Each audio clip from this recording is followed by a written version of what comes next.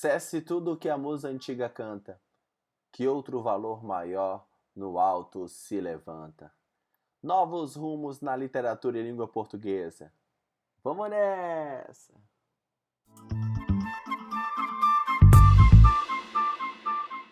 Fala galera, beleza? Professor Ivo Júnior na área.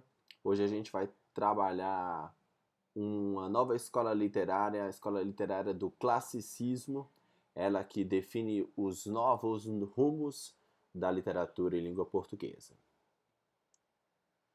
Então vamos lá, o classicismo, coloquei logo aí de cara a capa da principal obra desse período literário que a gente vai estudar, os Lusíadas, do Luís de Camões. Acho que vocês já ouviram falar. Mas deixa os Lusíadas aí que daqui a pouco a gente fala dele, tá bom? Então vamos lá, coleguinhas. O quadro que vocês veem aí é a Mona Lisa, né? Ela foi pintada em 1506 pelo Leonardo da Vinci e ela é um dos símbolos aí do Renascimento. Dá seu nome aí de Renascimento, né?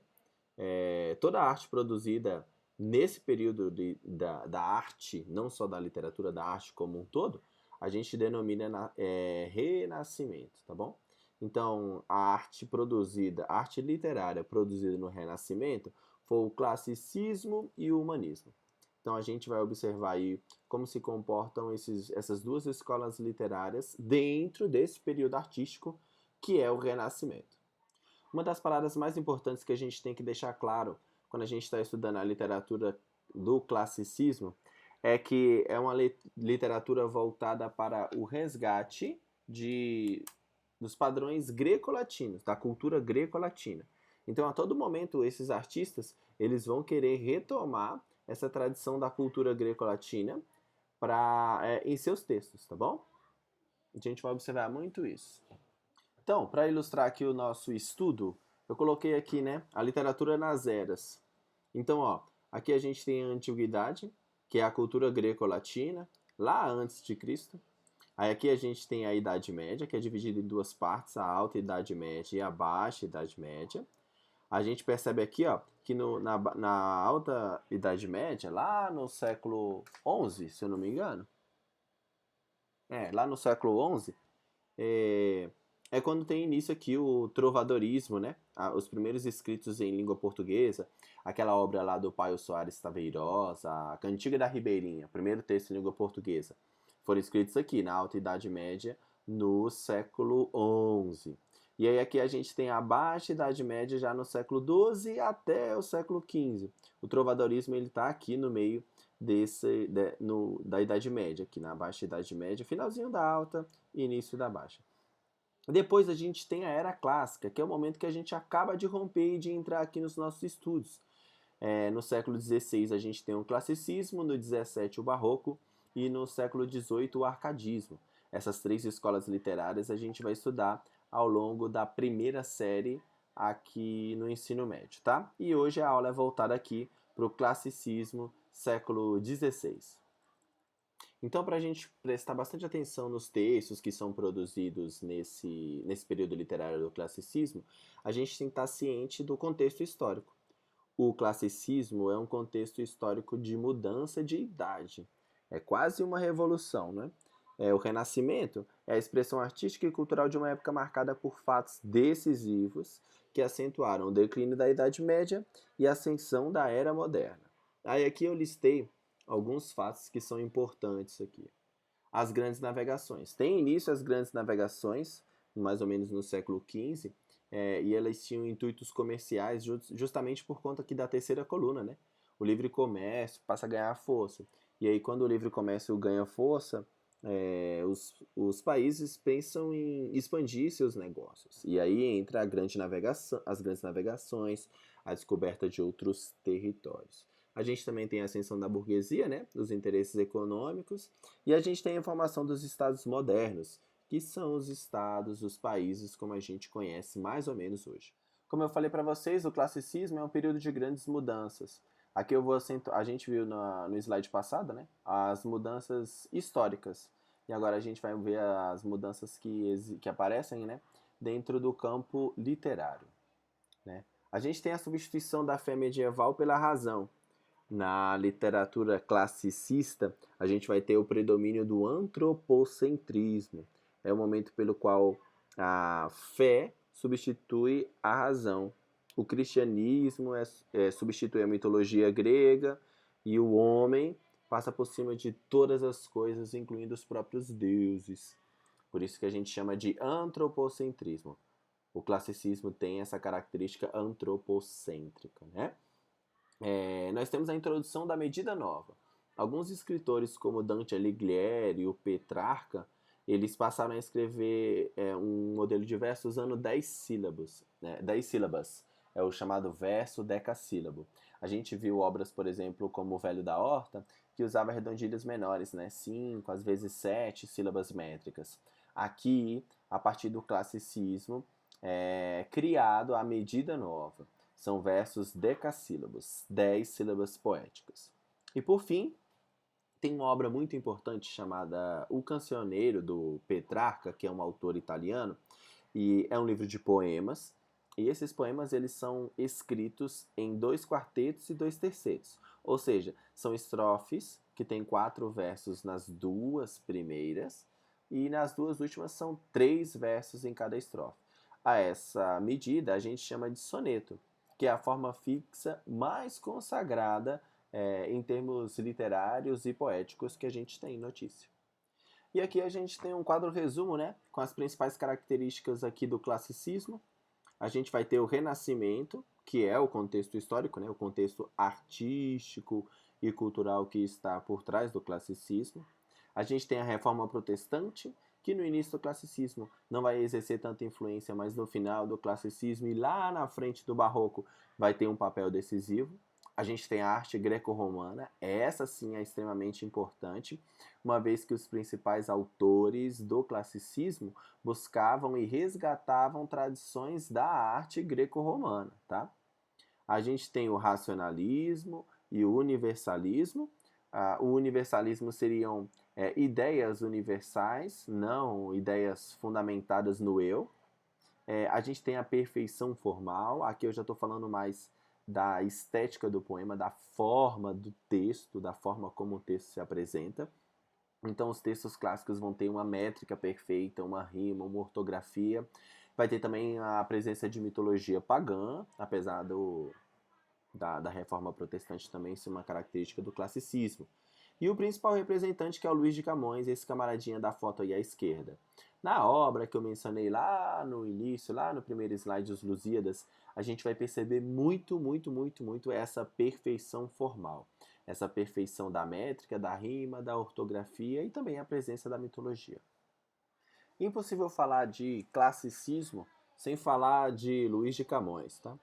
Luís de Camões ele foi o grande autor não só da literatura portuguesa, mas da literatura em língua portuguesa. Ele foi extremamente importante, tá bom? Ele nasceu em 1525 e morreu em 1580.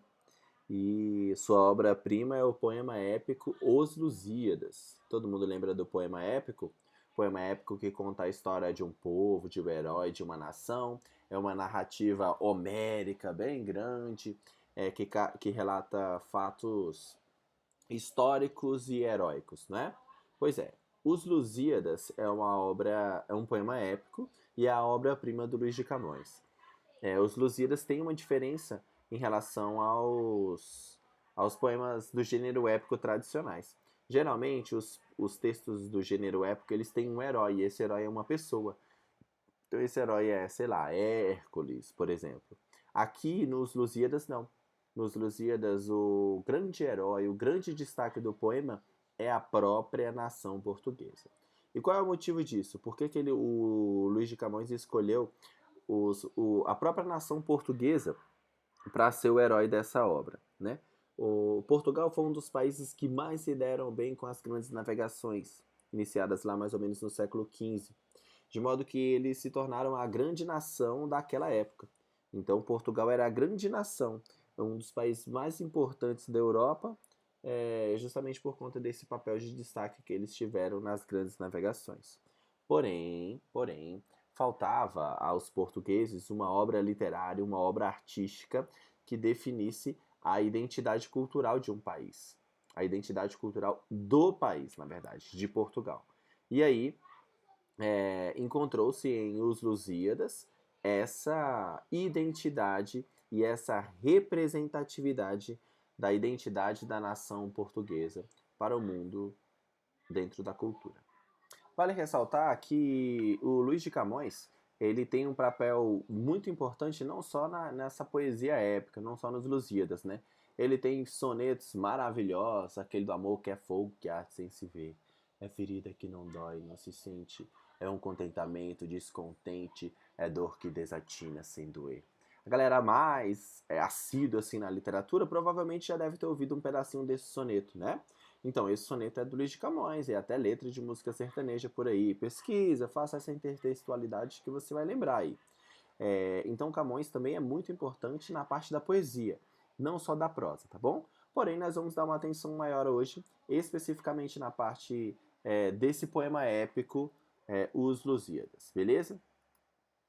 Então, olha aqui a estrutura, tá? Como um bom poema épico, Os Lusíadas, ele vai contar a história da nação portuguesa e é um poema gigantesco, cara. Ele é um poema gigantão, ó. Ele tem 1102 estrofes. Estrofes, lembra que estrofe é conjunto de verso, tá? Eu não tô falando de verso, de linha, não. Cada estrofe ali tem mais ou menos 8, 12 linhas. Versos, no caso, né? Então, olha o tamanho do poema. 1102 estrofes o poema Os Lusíadas apresenta, tá? Lembra que eu falei que o rigor formal vai estar presente, né, nos Lusíadas? Então, todas essas 1102 estrofes, elas são em oitava rima. Então, elas todas estão rimadas entre si, sempre numa estrutura fixa e repetida, tá bom? São organizados em 10 cantos. Esses cantos correspondem aos capítulos. Porém, como a gente está falando de um poema épico e não tem um capítulo, a gente chama de canto, tá bom? E todo esse poema inteiro, ele é dividido em 4 partes. Ele apresenta essa estrutura aí, ó. A proposição, a invocação, a narração e o epílogo. Vamos lá. A proposição são as estrofes 1, 2 e 3, né? Elas correspondem à introdução. É como se o poeta dissesse qual a história que ele vai contar aí, né? A invocação, que é a parte 2, corresponde às estrofes 4 e 5. Lembra que eu comentei com vocês que ia aparecer um pouco da mitologia greco-romana, um pouco da mitologia pagã, da religiosidade pagã, não é? Aqui, apareci. Então, é nesse momento aí, quando ele fala na estrofe 4 e 5, quando ele invoca as ninfas do rio Tejo, pedindo a elas inspiração para poder escrever o poema. Aí a gente tem a terceira parte, que é a narração. Ela vai da estrofe 19 do canto 1 até a estrofe 144 do canto 10. Olha o tamanho do poema, velho. Você imagina o trabalho que Luís de Camões teve para escrever esses poemas, todos na medida nova. Lembra a medida nova? Versos decassílabos, bonitinho. Todas as estrofes com rima perfeita, musicalidade, sonoridade. E todo esse poema faz o quê? Conta a história da nação portuguesa. Nessa parte 3, que é a narração, ele conta relatos da viagem, conta da viagem que o Vasco da Gama fez para sair de Portugal, dar a volta no Cabo das Tormentas, que é a região ali ao sul da África, e chegar nas Índias. Tudo isso era em busca de comércio, né? Portugal fazia comércio, comprava especiarias, né? De outros países da Europa, da França, por exemplo. E aí, por meio das grandes navegações, os portugueses falaram, cara, se a gente desse a volta no Cabo das Tormentas, ali na região sul da África, e chegasse nas Índias e comprasse as especiarias direto das Índias, ficaria bem mais em conta economicamente. Então, em vez de um intermediador europeu, o Portugal mandou essa navegação, né? Essas naus, para fazer essa viagem zona. E aí, a parte 3, né? A parte 3, que é a parte da narração, ela vai contar, na verdade, essa viagem. A viagem que o Vasco da Gama fez até as Índias. Durante essa viagem, 3 episódios merecem destaques que eu vou falar daqui a pouquinho, tá bom? E aí, por fim, a gente tem o epílogo, que é quando até o próprio autor, até o próprio eu lírico, né? Tá cansado, já tá fadigado da história que ele conta, da viagem que ele fez, e aí ele encerra, finalmente, o poema épico. E aí, dentro da estrofe 19 do canto 1 até o canto 10, que eu falei para vocês que é a narração, tem esses 3 episódios marcantes que a gente deve saber quando a gente está falando dos Lusíadas, tá? A gente tem aí, ó, o episódio do Gigante Adamastor, a gente tem o episódio do Velho do Restelo e a gente tem o episódio da Inês de Castro. Vamos começar pelo Gigante Adamastor aí. O Gigante Adamastor, ele ficava exatamente no ponto mais ao sul ali da África do Sul, que hoje a gente tem notícia, né? Se fosse ver no mapa lá, tava lá embaixo. Tinha uma região que era a região chamada do Cabo das Tormentas. Nesse Cabo das Tormentas tinha esse gigante que estava aprisionado lá por conta de uma desilusão amorosa que ele teve. E aí aquela região ali era quase que inavegável. Toda embarcação que passava por ali, o gigante Adamastor estraçalhava, derrubava. Claro que é uma mitologia, não é? Ao longo do texto a gente vai ver diversas inserções de fatos, que na verdade não são tão fatos, mas que Camões colocou justamente para deixar a viagem e a conquista dos portugueses ainda maior. Então o gigante Adamastor foi o momento de maior tensão da viagem dos portugueses até as Índias, uma vez que esse gigante veio para destruir as naus lideradas por Vasco da Gama. Foi a única vez que o Vasco liderou alguma coisa. Tô zoando. E aí esse gigante Adamastor, ele vem para destruir, e aí Camões não, aí Vasco da Gama e a navegação liderada por ele consegue se livrar das agarras aí do gigante Adamastor. O segundo é a parte aí que fala, o episódio que fala do Velho do Restelo, né? O Velho do Restelo, na verdade, é uma desculpa encontrada por Camões, né? Para que contasse a história da nação portuguesa, desde sua origem.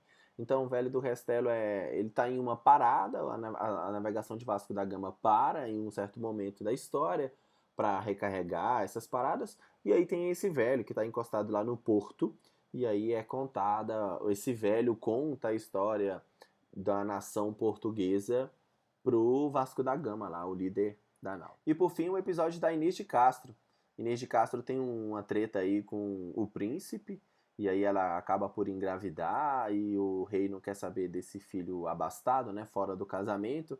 Ela acaba que é assassinada de maneira violenta, e é uma parte bem dramática aí da obra dos Lusíadas. Então, colegas, muito mais importante do que esses episódios fantasiosos que o Luís de Camões conta na obra literária Os Lusíadas, fica muito mais o registro historiográfico e a riqueza na estrutura do poema. E isso sim vale muito nos Lusíadas. Vale a pena a gente, como bom amante da língua portuguesa, conhecer essa obra, analisá-la a fundo, até mesmo para os exames e vestibulares futuros, tá bom? Espero ter ajudado. Até a próxima. Tchau, obrigado!